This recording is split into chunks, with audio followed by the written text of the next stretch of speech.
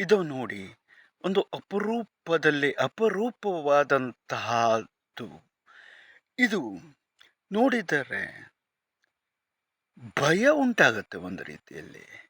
ಯಾಕೆ ಅಂತ ಕೇಳಿದರೆ, ಇದು ಹಾವಿನ ಒಂದು ಮೈ ಬಣ್ಣವನ್ನು ಹೊಂದಿರತಕ್ಕಂತಹದ್ದು.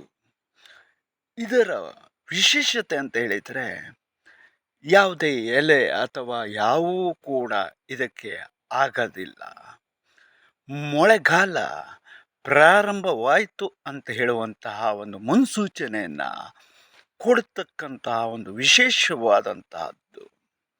ಇದಕ್ಕೆ ಕೆನೆ ಅಂತ ಹೇಳುವುದಾಗಿ ಕರೆತಕ್ಕಂತಹದ್ದು. ಇದು 2 ರಿಂದ 3 ದಿವಸ ಬೆಳಿಲಿಕ್ಕೆ ತಗೊಳ್ತಕ್ಕಂತಹ ಸಮಯ. ಇದು ಬೆಳೆದ ನಂತರದಲ್ಲಿ ಈ ರೀತಿಯಲ್ಲಿ ಅಳ್ಳತ್ತೆ.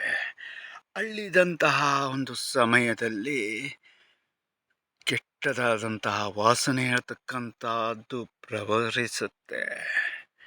ಇದು ಪ್ರವರಿಸಿತು ಅಂತೇಳಿ ಆದರೆ ಕೆಲವು ದಿವಸಗಳಲ್ಲಿ ಮಳೆ ಆಗ್ತಕ್ಕಂಥದ್ದು ಆಗ್ತದೆ ಅಂತ ಹೇಳುವಂತಹ ಸೂಚನೆ.